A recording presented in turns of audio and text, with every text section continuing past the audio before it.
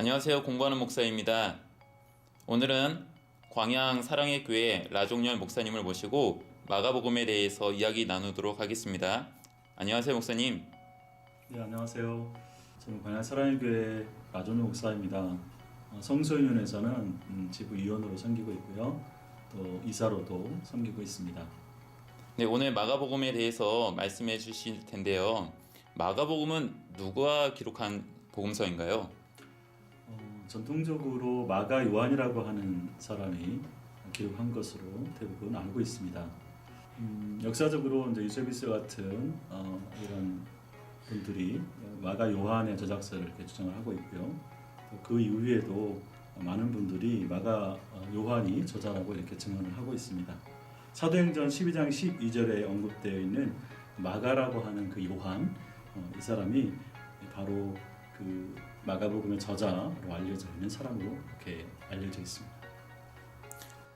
그렇다면 마가는 어떻게 최초의 복음서인 이 마가복음을 기록하게 되었습니까?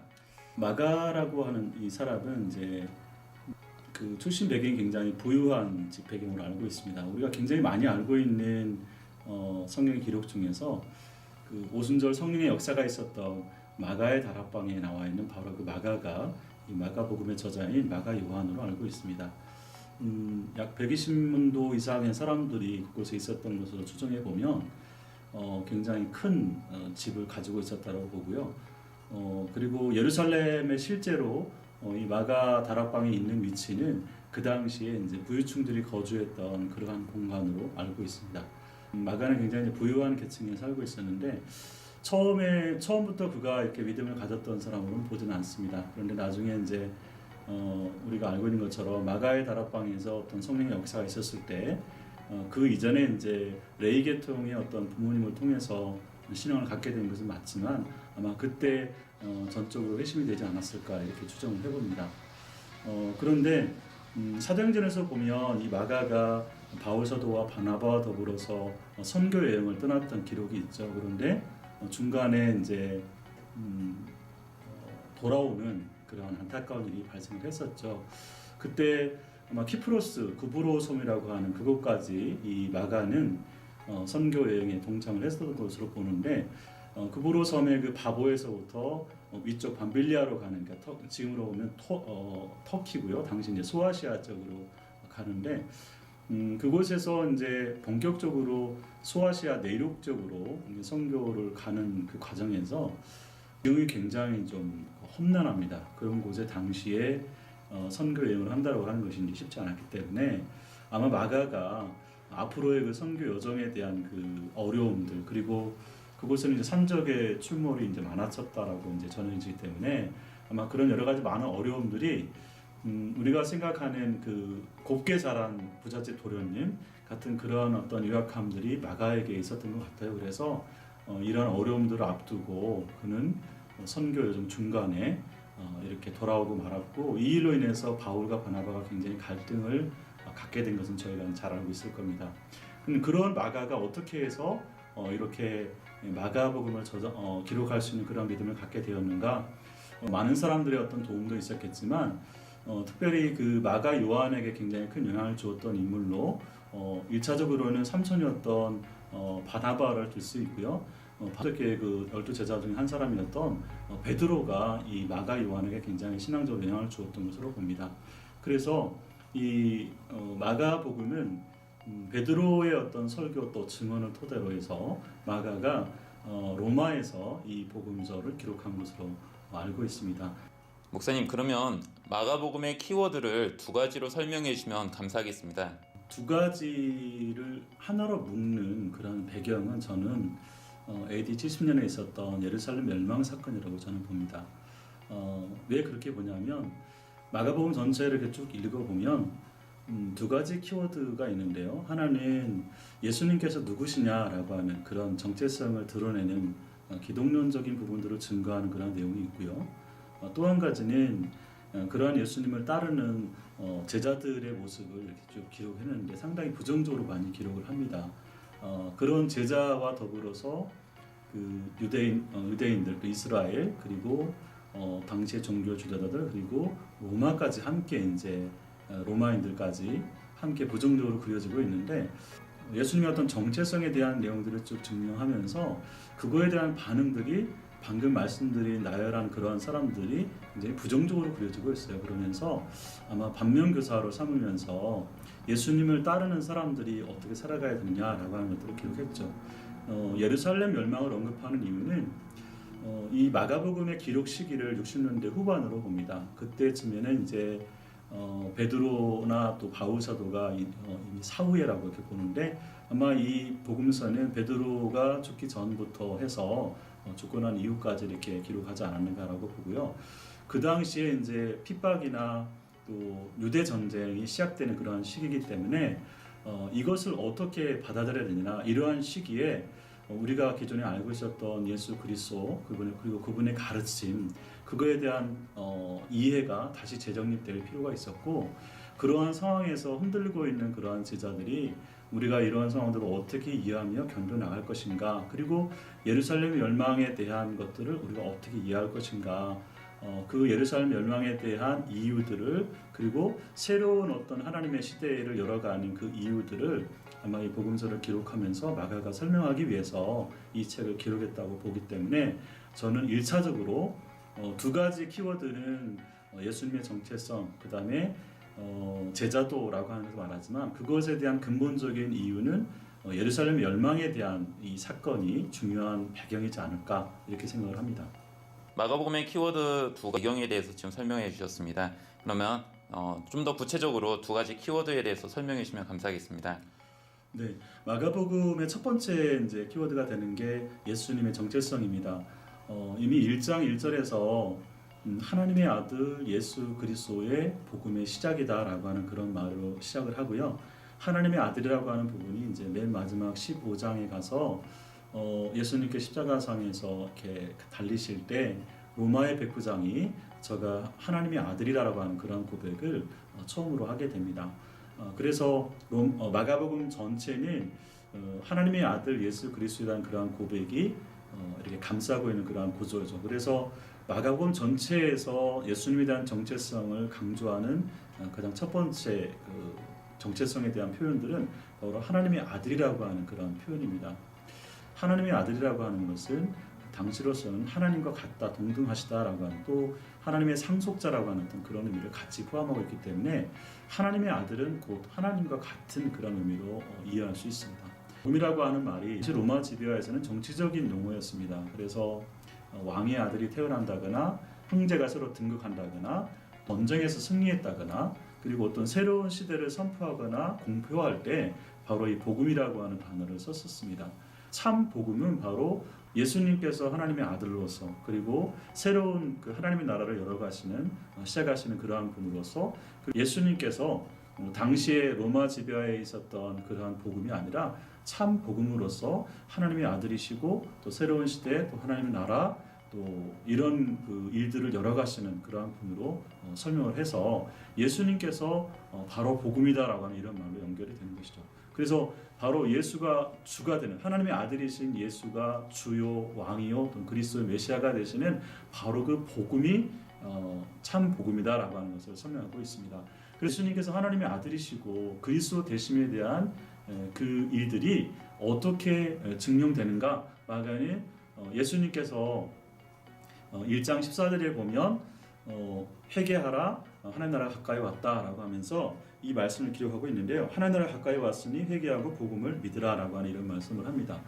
어떻게 예수님께서 당신의 정체성 그리고 하나님 나라의 시작, 새로운 시대의 시작 이 복음에 대한 얘기들을 펼쳐나가셨느냐 이런 하나님의 나라에 대한 가르침들을 전파하시고 그 다음에 진짜 왕이 나타났기 때문에 세상에 가짜 왕이었던 가짜로 이렇게 지배했던 그 사단 또는 그 사단의 하순이었던 귀신들의 얽매여 있는 많은 사람들에게 그 귀신을 축기하는 내용을 통해서 또 증거해 주셨고요.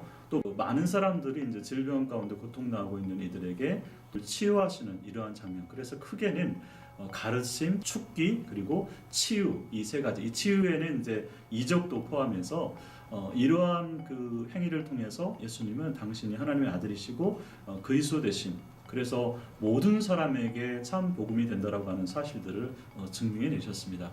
이제 마가복음의 두 번째 키워드였던 제자도에 대한 부분입니다. 마가복음의 구조를 보면 1장 1절과 또 1장 13절까지 표제와 서원에 이어서 1장 14절에서부터 8장 26절까지는 갈릴리에서의 사역입니다. 그리고 8장 27절부터 10장까지는 갈릴리에서 예루살렘으로 향하는 그런 여정 가운데 있었던 일을 기록하고요. 11장 이후부터 16장까지는 이제 예루살렘에 있었던 일을 기록하고 있습니다. 그런데 여기 이 두 막 중간에 보면 베세다에서 맹인을 고치는 그런 사건과 그 다음에 여리고에서 바디메오를 고치는 그런 사건이 나오는데 역시 맹인이었죠.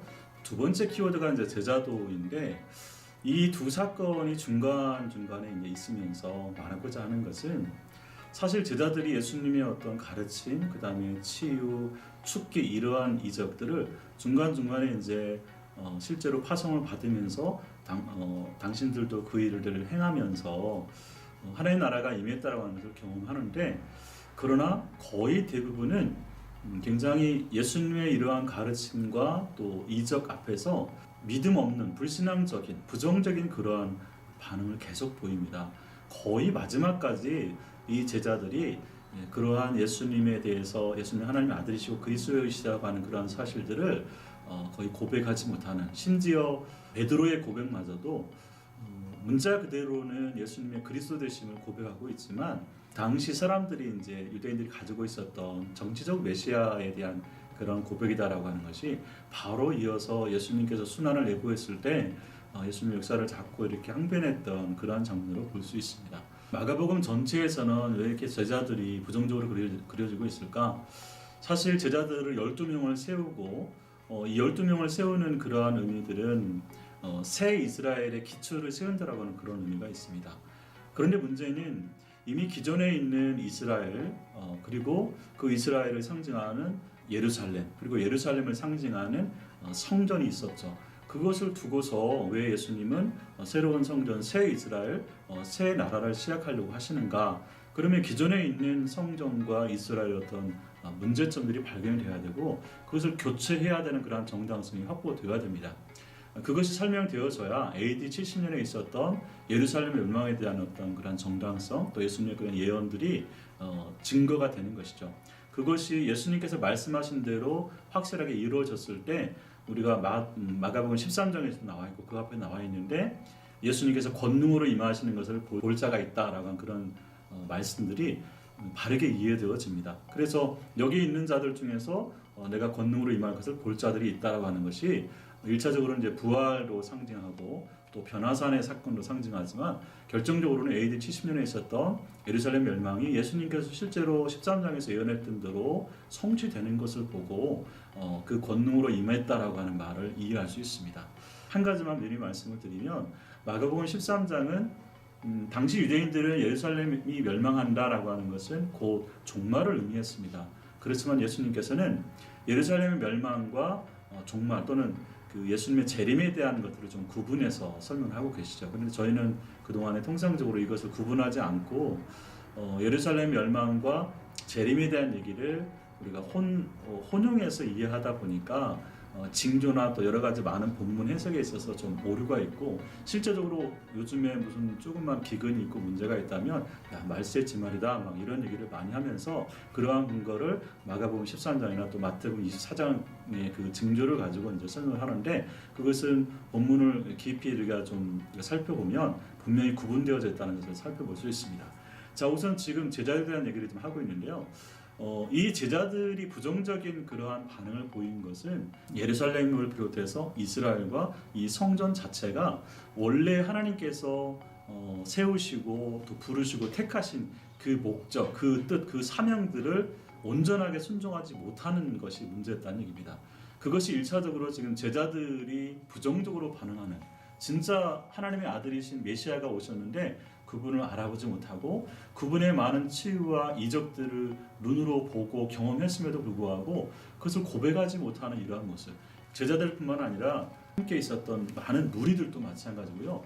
그리고 그 당시의 바리새인과 이런 종교 주자들 이 사람들도 끊임없이 예수님의 이러한 신적 권위에 대해서 도전하고 질문하고 부정적으로 심지어는 이제 자신들의 어떤 기득권과 성전에 대한 것들을 모독하는 신성 모독이다라고 하는 이러한 제목으로 예수님을 이제 죽이기 위해서 모의하기까지 합니다.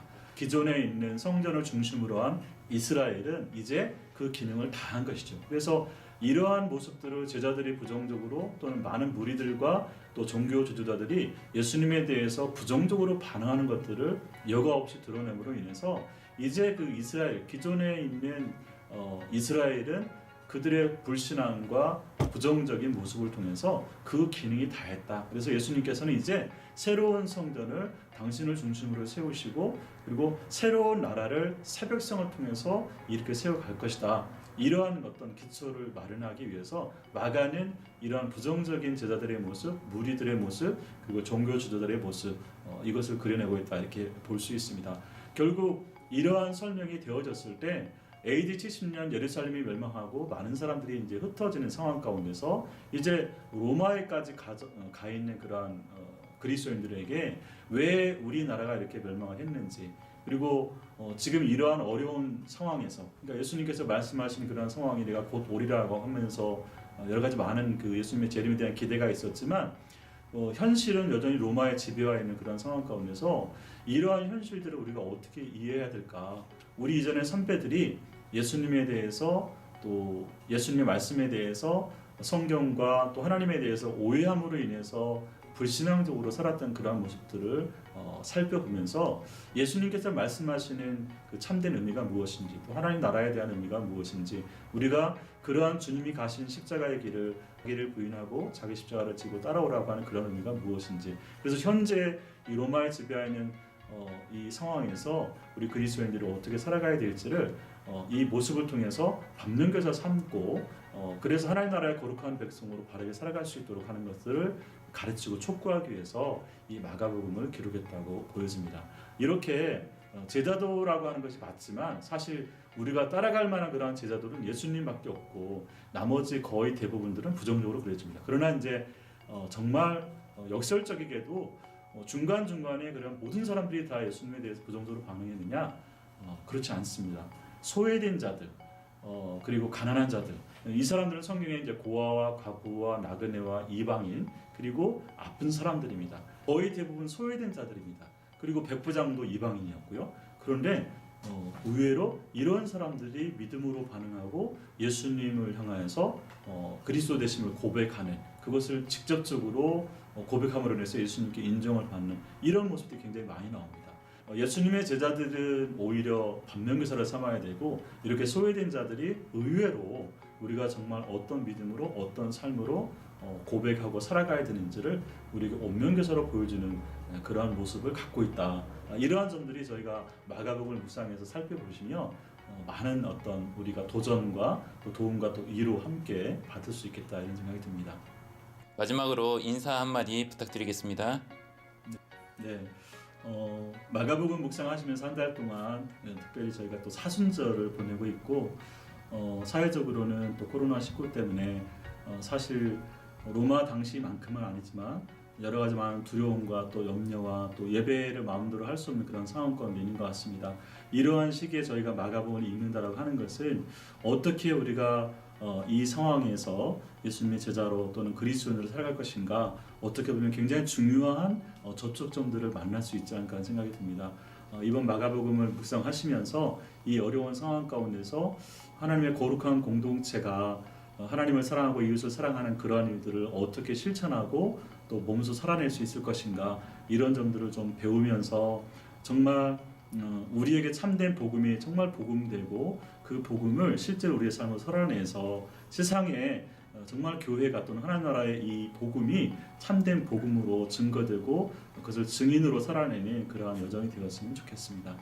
3월 한 달 동안 마가복음 묵상하시면서 하나님 놀라우신 능력을 경험하는 복된 시간들이 되시기를 주님으로 축원합니다. 감사합니다. 네, 지금까지 마가복음에 대하여 라종열 목사님께서 설명해 주셨습니다. 오늘 설명 감사합니다.